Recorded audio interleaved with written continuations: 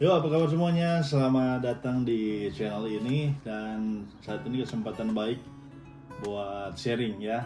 Nah, saya em, jalan-jalan dan bertamu di rumahnya Bung Ronald. Ya, ini kawan Ua dari Manado dan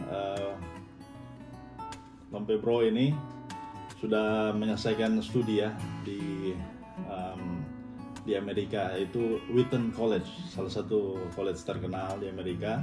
Dan tidak usah lama-lama, kita mau ngobrol tentang visa F1. Ya, selamat siang Bro, what's up? Ya, selamat siang. Bye-bye. Oke. Boleh kenalan dulu dengan Tompe warganet. Oke, hai. Nama saya Ronald dan ya seperti yang tadi Bung Iwan sampaikan, saya baru saja menyelesaikan studi saya di sini di Amerika dan ya saat ini mendapatkan kehormatan dikunjungi oleh Bung Iwan. Mantap. Oke, Bro. jadi kuliah di mana? Oh iya, saya kuliah di Wheaton College yang ada di Illinois. Oh, ini ya kayak kaosnya ini.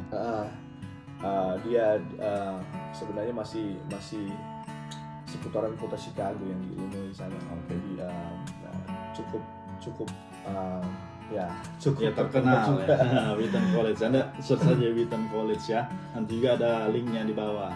Oke. Nah, itu Illinois ya, bukan Illinois. Oke.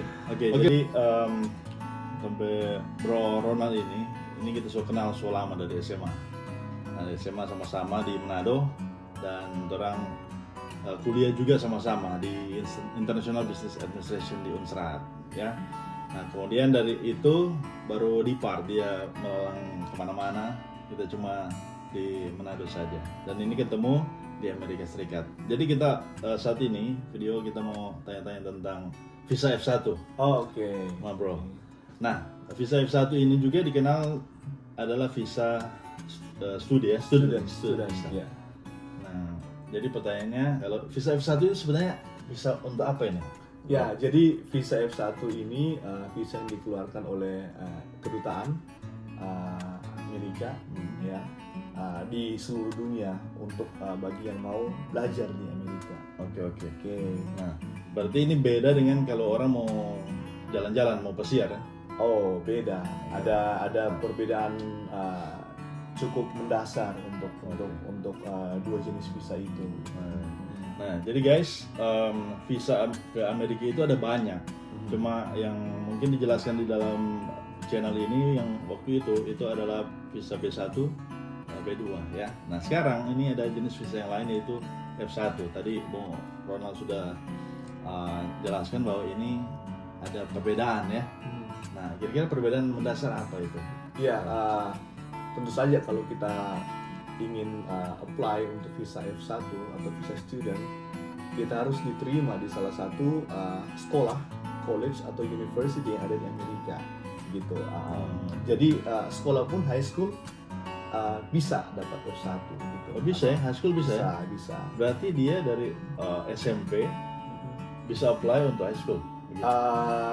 Sejauh yang saya lihat di berbagai sumber bisa ya? Iya. Oke, jadi diterima. Kemudian ada langkah-langkah selanjutnya yang harus diikuti, seperti kita harus setelah diterima, kemudian kita harus menyiapkan dokumen kompetensi dalam bahasa Inggris, kemudian ada juga financial document yang harus kita persiapkan untuk nantinya kita submit ke college yang menerima kita. Oke. Untuk kemudian mereka akan mengeluarkan dokumen yang namanya I-20. Iya, I-20 ya. Nah, itu apakah kuliah S1 atau S2? Seperti saya bilang tadi, untuk I-20 ini bukan hanya terbatas untuk bachelor atau S1 atau S2 atau master. Dia untuk high school yang correct me if I'm wrong ya, kalau misalnya ada yang lebih tahu. Untuk high school pun bisa sebenarnya untuk dan dia akan apply untuk di sekolah akan rilis namanya I-20 itu. I-20, oke. Oke. Nah, jadi guys, ini ada catatan menarik ini. Yang pertama, kalian harus diterima dulu. Berarti kan mesti apply. Apply mendaftar di college, di university, atau tadi disampaikan high school. Ini high school swasta atau Anything. Yang catatannya bisa ada high school yang bisa menerima international student. Oke, itu catatannya ya. Nah, kemudian bikin yang namanya kompetensi. Harus sesuai dengan kompetensinya school tersebut agar diterima. Setelah diterima, ada dokumentasi yang menyatakan bahwa secara keuangan kita mampu untuk finance study, ya. Finance ya. Iya.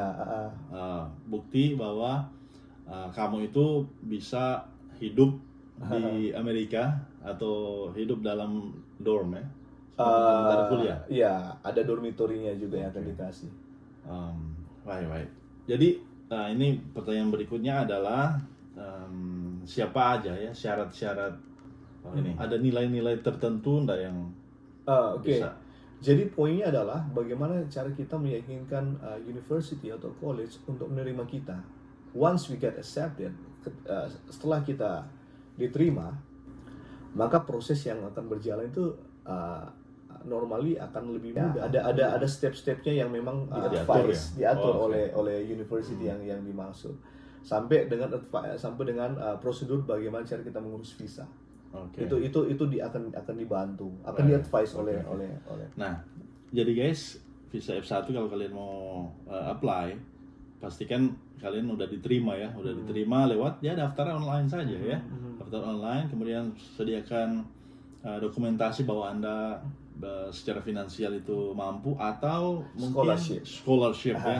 Nah, kemudian dari universitas atau college atau sekolah apapun itu akan mengeluarkan I-20. Nanti kalian search saja ya, nanti juga saya taruhkan ya I-20.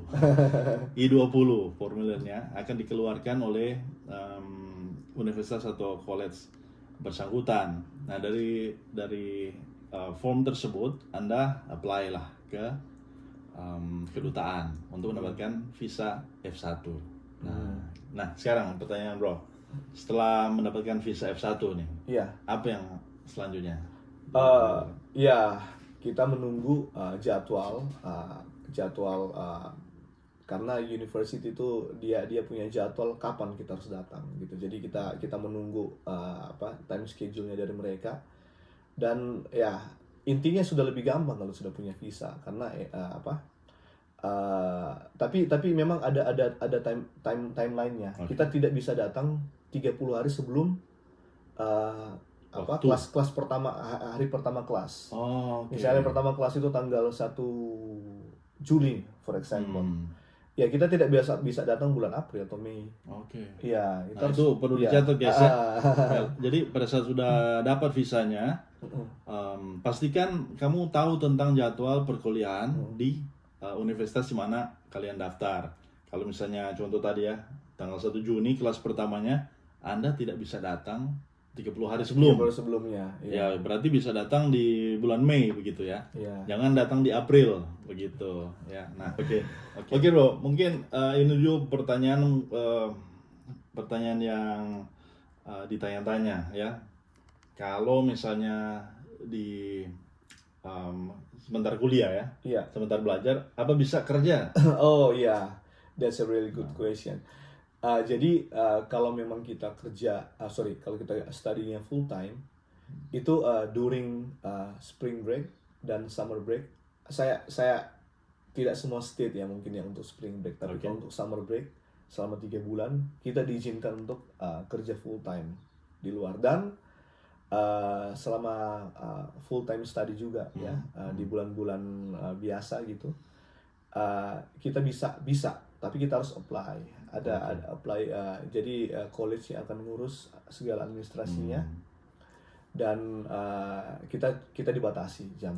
Berarti bro dapat social security number dong? Iya, kalau memang kita kerja, karena kan social security kan itu berhubungan dengan tax kan, berhubungan dengan pajak.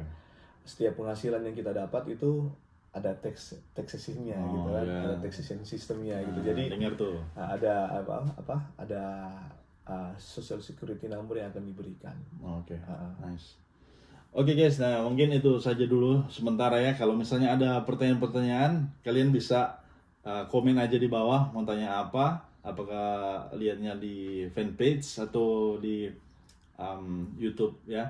Nah kalau ada pertanyaan, silakan tanya aja, nanti kita coba bahas ya. Ini tentang visa F1. Makasih, Bro Ronald. Ya, sip. Oke, God bless Sukses, ya. sukses. Ya. Oke. Peace out.